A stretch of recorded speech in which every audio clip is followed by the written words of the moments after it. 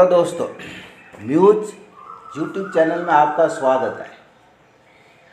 हिंदी कक्षा 11 पाठ 4 चंद्रशेखर आज़ाद भाग 2, जिसके लेखक हैं सद्गुरु शरण अवस्थी। सद्गुरु शरण अवस्थी का जन्म सन 1901 में हुआ था और मृत्यु सन 1973। सद्गुरु शरण अवस्थी मूलतः नाट्यकार, निबंधकार एवं समीक्षक थे। कानपुर में BA SD कॉलेज के आचार्य थे।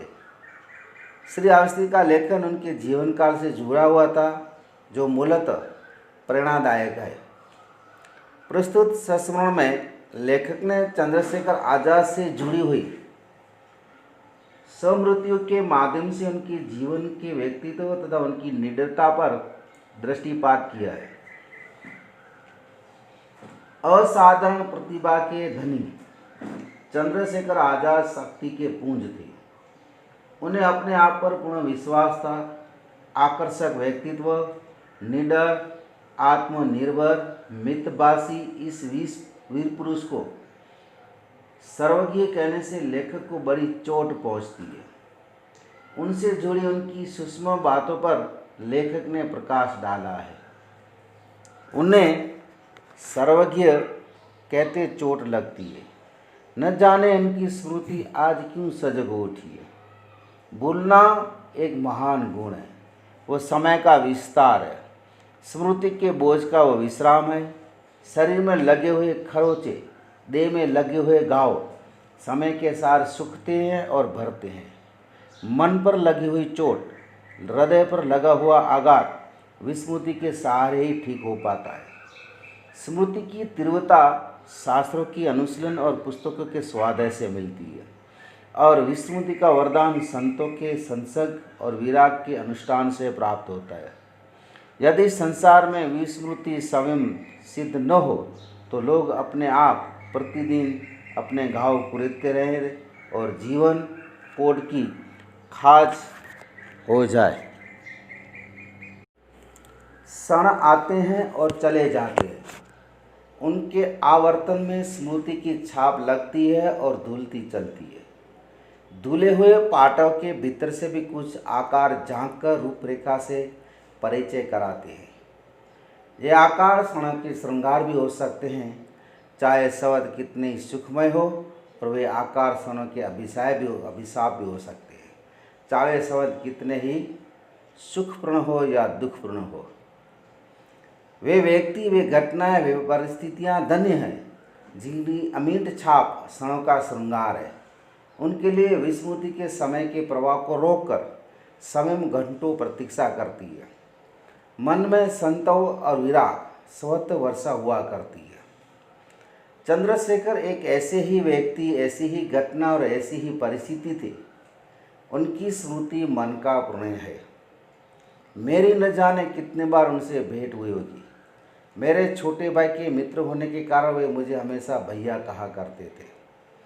किसी के घर, किसी के सड़क, किसी रेलवे स्टेशन पर जिस हालत में भी वह दिन में कि किसी भी क्षण मुझे मिले, उन्होंने हमेशा मेरे प्रति अग्रज का सम्मान प्रदर्शित किया। क्रांतिकारी लोग वचन के बड़े कृपण और मंतव्य के बड़े गोपे होते थे, पर उन्होंने अपना समझकर मुझसे कभी कोई दुराव नहीं रखा। उन्हें भय बिल्कुल न था। वह निश्चित है कि वह जीते जी किसी के हाथों नहीं आ सकते। कट्टी से लटकती हुई 2 माउजर पिस्तौल और कंधों पर पड़ी हुई कारतूस की पेटी पर उनका पूरा भरोसा था। जिस किसी के घर हम लोगों ने उन्हें छुपा कर रखने की व्यवस्था की, उससे वे हमेशा निश्चित रखते कि उन्हें स्पष्ट कर रखा था कि वो 4 घर दूर पहुंचकर तमंचे बजाएंगे, जिससे उनके आश्रयदाता पर कोई आपत्ति ना आ सके। उन्होंने महात्मा गांधी की अहिंसा की निष्ठुरता पर मुझे घंटों समझाया, और मैंने उनकी हिंसा पद्धति की खुलकर बुराई की होगी। पर हम दोनों का पारस्परिक आदर बढ़ता ही गया, क्योंकि हम दोनों अपने विचार में ईमानदार थे। मेरा विचार केवल तर्क का श्रृंगार और मानसिक प्रत्यय मात्र था। उनके व्यवहार पक्ष की शक्ति मुझ में न थी। उनका विचार कर्म की शोभा और योगक्षेम का प्रकाश था। उनके व्यक्तित्व में इतना बल था कि मेरी इच्छा के प्रतिकूल मुझसे काम ले लिया करते थे और उनकी बात पूरी करने में मैं अपने आप को गौरवान्वित अनुभव करता था। क्रांतिकारी के कई विस्फोटक कार्य और मेरे परिचय के अंतरकाल भी हुआ, पर उन बातों करने और पूछने का मुझे संभव न था। जो भी थोड़ा बहुत वे संकेत कर देते, मेरी मुद्रा में उसका अनुमोदन न देकर प्रसंग टल जाया करता था। उनका शरीर शक्ति का पुंज था और उनकी आत्मनिर्भरता की प्रतिकृति। उनकी स्फीत शिराओं में उष्ण रक्त का प्रवाह भरपूर था। उनके कार्य की शोभा मुखरता और वाणी की शोभा मौन थी। न जाने कितने रूपों में मैंने उन्हें देखा होगा। कलंगीदार पंजाबी पगड़ी और ढीले सलवार में जितने अच्छे लगते थे, खदर के कुर्ते और बंगाली धोती में वे ऐसे ही खिलते थे। साधारणतः वे खुले गले का कोट और दोनों पैरों के कछोटे से ढकने वाली धोती पहनते थे। मैंने इन्हें सूट और हैट में भी देखा है और पूरे पंजाबी परिधान में भी। हर प्रकार के वस्त्र के भीतर वे खिलते थे। कठोर और हिंसापूर्ण संदर्भ के भीतर उनका मक्खन सदस्य कोमल मन मैंने अच्छी तरह देखा है।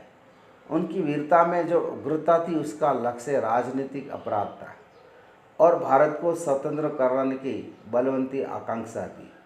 उनके साहस में जो ध्वंस की सूचना थी, उसका आलंबन विदेशियों के पशुबल की अकड़ थी। अपने देश के जो निरीह प्राणी उनके क्रांति के मार्ग में आने के कारण नष्ट हो जाते थे, उनके लिए चंद्रशेखर के पास अपार सहानुभूति और छलकते हुए आंसू थे। पर उनकी सार्वजनिक कार्य पद्धति में दया का दूसरा नाम कायरता और क्षमा का दूसरा नाम आपत्ति था। मेरे जैसे उदात वृत्ति की दुहाई देने वाले व्यक्ति को उन्होंने परिणाम द्वारा कई बार प्रमाणित कर दिया था कि उनकी ही कार्य पद्धति समीचीन है। ईश्वर, धर्म और पाप विषयक विवाद के लिए उनके पास समय न था। इस तर्क वितर्क को वो अवकाश का वाक विलास समझते थे। मैं कह नहीं सकता था कि उनकी विषय के संबंध में क्या मान्यता थी, पर यह निर्विवाद कहा जा सकता है कि जिस मान्यता में मन में हिचक, शैथिल्य, कार्यभीरुता, बुद्धिवाद, पलायवाद को अवसर मूल्य, उसके वो प्रण प्रतिकूल थे। हाँ, पर पाप और पुण्य की अनेकार्थी और आज की व्यापक व्याप्ति को चाहे वो मानते हो और कदाचित नहीं भी मानते थे, पर जीवन की पवित्रता, सामाजिक निर्मलता, वैयक्तिक उज्ज्वलता तथा नैतिक उच्चता के वो बड़े पोषक थे। कोई ये विश्वास नहीं कर सकता कि हत्या को बेदर्क कर देने वाले हाथ स्पर्श में इतने कोमल और नागरिक हो सकते हैं। मैं जब इन पंक्तियों को लिख रहा हूँ, तब भी उनकी मनोहार मेरे सामने घूम रही है। कितने अधिक व्यक्तित्व में उनकी ममता की जड़ें जमी हैं। आज उनके उन्मूलित होने के बाद ज्ञात हो रहा है कि राजनीतिक उन्हें सराहे और स्वतंत्रता प्राप्त का अग्रदूत समझकर उनकी प्रतिमा बनाकर अर्चना करे।